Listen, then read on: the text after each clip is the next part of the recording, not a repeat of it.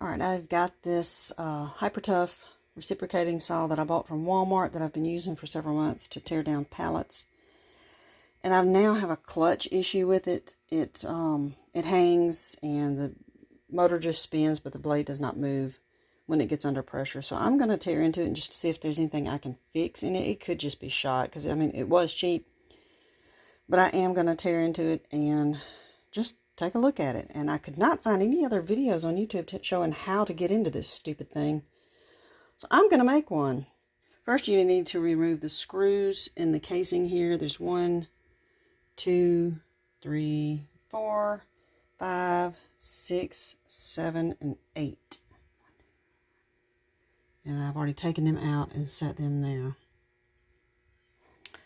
Then you'll need to remove 2 nuts inside of here that hold this foot on. Whoops, I don't know if I can get you up in there to see that.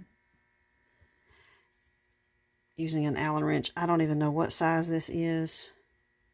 I don't think it says it on it. But I just scrambled through my toolbox and found what fit. So we'll remove both of those. Apparently there is a need for this. It looks like an adjustable foot. I don't understand the reason for that. I don't know a whole lot about these tools. I just use it. But apparently you can adjust this safety foot or whatever it is. Different lengths. I did not realize that. And that's what these 2 nuts are. But I'm going to go ahead and take those out and take the whole foot off.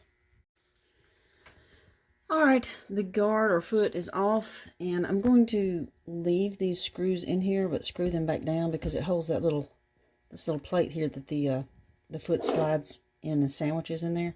I'm going to leave all of this stuff in place rather than taking it out. The reason I'm taking this off is this right here is a rubber boot, and it has to slide this way to get to the internal workings of it. So I'm going to go ahead and just tighten these back down to keep them in place so I won't lose anything. Then we will slide this rubber boot off. Alright, that took a little bit of doing, but I had to hold this in between my knees and pull with both my hands on this. I had to get my fingers under the edge of this to get it loosened up to work that way. So I'm going to take that completely off now. And I'll clean that up before I put it back on. I'll just set that in the sink. Alright, let's see what we can figure out here. Probably nothing.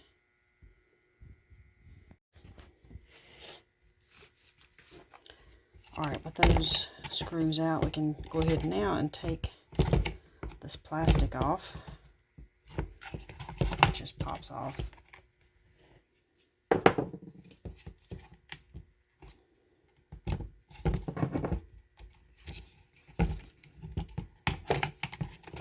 I need about 4 hands. Okay. Works better with 2 hands rather than 1. Now it looks like I'm probably going to have to take maybe these 4 screws out here to release this plastic casing here. So let me get that done. To get to these 2 screws, I just realized you have to lift this off. Little plastic thing. Put that in the sink.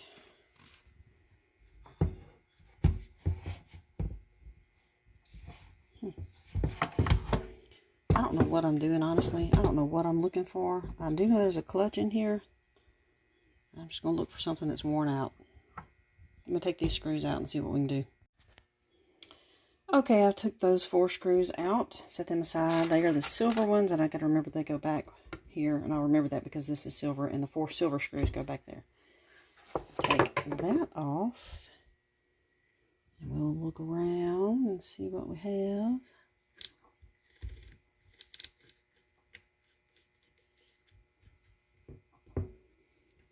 Looks like I'm probably going to have to go into that there, which has 1, 2, 3, 4 screws in it. Let me take those out. Okay, I've got all these screws out, and they used, it required a star bit that on the side of it, it says T20, if that helps you.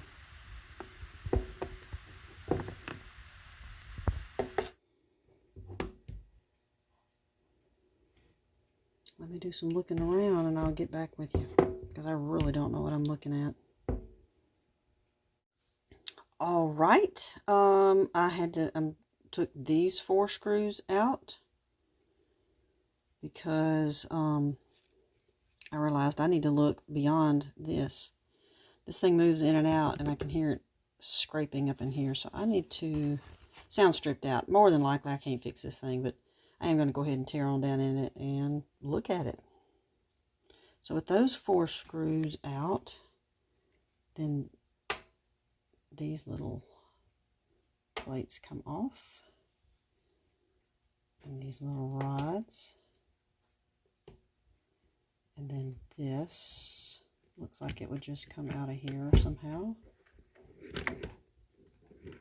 Yeah, there we go. I'm trying to keep everything in some kind of organized fashion without getting this grease everywhere. I probably ought not be working on this on my kitchen counter, or I should have put some cardboard down. Okay, take that off. Oh shit, I just messed up. That's a bearing. Let me fix it. Well, whatever it is. Oh, by the way, I got all the bearing pieces out and sitting around here. I'll have to put that back together. I'm going to try to put it back together and just see if cleaning this out may help. But I think whatever the issue is below this. And I'm not sure how to get this off of here. I've tried lifting up on this and it just doesn't want to come out. And there's no access to the back side. So I don't know what I'm doing with it. So it's hard for me to know what I'm looking for. Except I know that a clutch or something is going to be, I don't know, it may even be up in here. I just don't know enough about it. So with that, I'm going to see if I can get it back together and make it run at least, just for curiosity purposes. And I guess if I post this video, it'll strictly be for anyone who wants to know how to tear into it. So this video is probably going to be a kick it or burn it, not fix it. Let me put it back together. I'm going to have to take all of these little rod bearings or whatever, little rollers, get them back inside of here to slip back over that, which should be easy. It's got a bunch of grease in it. It should stick. Okay, I got the little bearings back in there, surprisingly. I took some of this extra grease that was sitting out here and put inside it before I just eased it on top, back on top of that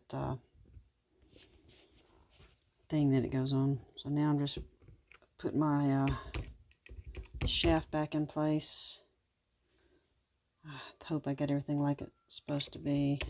These here, got the little rods back in. Now I've got these little holding plates. Now I'm gonna see if I can do this with one hand. Yep, there's one. Alright, that's all in place now. I got to put this back on.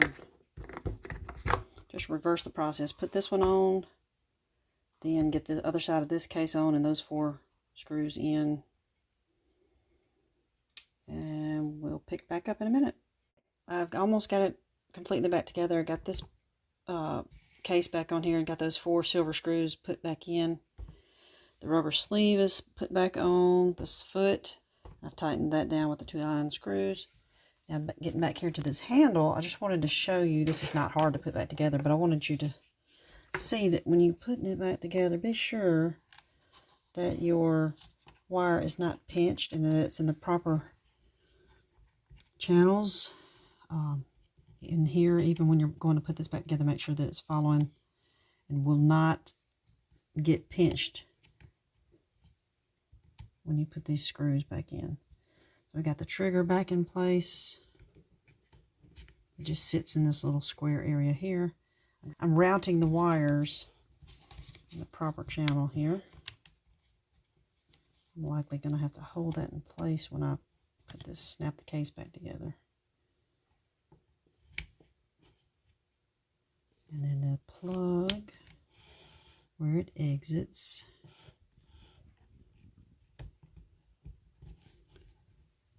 fits in there.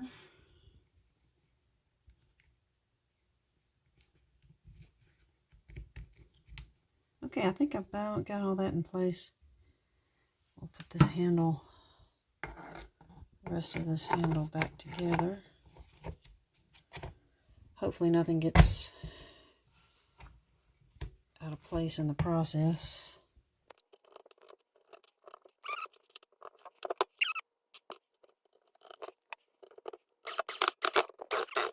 Alright, I'm going to plug it up and see what happens. Well, it didn't blow up. That's good. Let's see if it runs. Oh well. So, what are we going to do? We're going to unplug it. That's first thing. I'm going to take this blade off. Alright, got my blade off. I might use it if I buy another one. So, this is supposed to be kick it, fix it, or burn it, but I didn't fix it. It's going to hurt to kick it. I don't necessarily want to burn it. Let's throw it. That's about all I can do.